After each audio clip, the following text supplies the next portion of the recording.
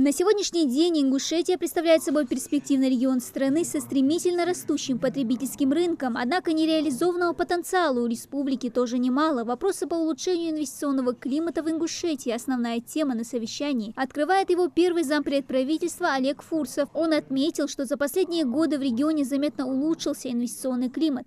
Наш инвестиционный климат существенно улучшился, обратив внимание на то, что это оценка не чиновников, а это оценка предпринимательского сообщества, которое опрашивают эксперты агентства стратегических инициатив и интегральный показатель выводят, который затем озвучивается на Санкт-Петербургском экономическом форуме. Понятно, что в республике есть еще существенные резервы, они в первую очередь связаны, на наш взгляд, с двумя составляющими.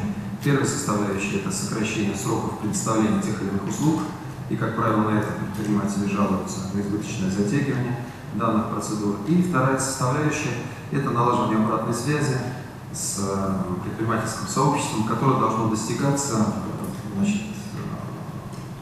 функциональностью сайтов, которые ведут институты поддержки бизнеса, ну, в том числе сайтов органов исполнительной власти. В числе гостей встречи представители агентства стратегических инициатив. Агентство, открытое в 2011 году, помогает в продвижении приоритетных проектов и занимается улучшением предпринимательской среды в стране. Так, Александр Смекалин, руководитель блока регионального развития и инвестиций, отметил, что рейтинг инвестиционной привлекательности агентство рассматривает как один из основных инструментов развития региона. Но с прошлого года оно запустило еще один по определению качества жизни в субъектах. Если мы говорим о рейтинге качества жизни, это жители территорий, регионов, которые буквально там живут рядом с нами каждый день, ходят в школу, ходят в больницу и лучше, чем кто-либо другой знает, насколько комфортно жить на территории, насколько, соответственно, те государственные муниципальные услуги, которые оказываются им, они качественны, насколько они их удовлетворяют.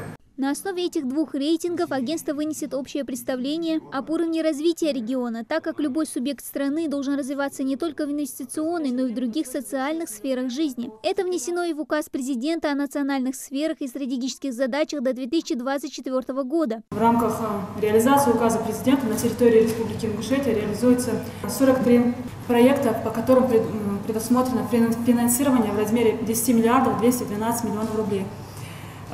На территории республики реализуется около 70 мероприятий в рамках нацпроекта.